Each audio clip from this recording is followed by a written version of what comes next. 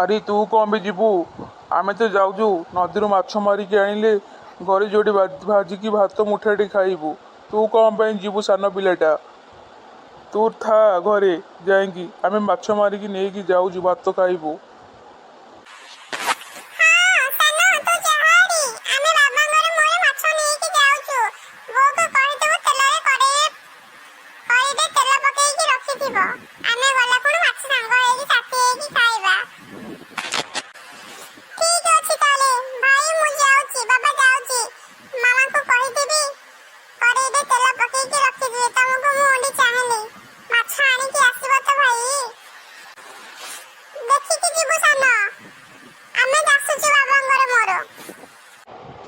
ଏବେ ଚାଲ ପୁଅ, ବଡ଼ ପୁଅ ଚାଲ ମାଛ ମାରିବା।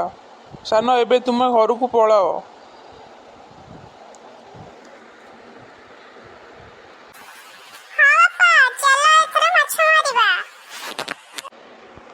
ଚାଲେ ପୁଅ ମାଛ ମାରିବା ଏବେ।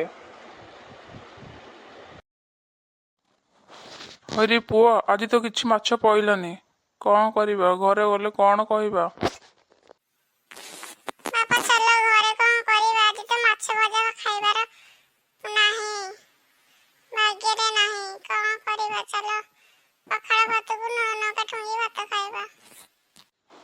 ସତ କହିଲୁ ଯେ, ହେଲେ କ'ଣ କରିବା?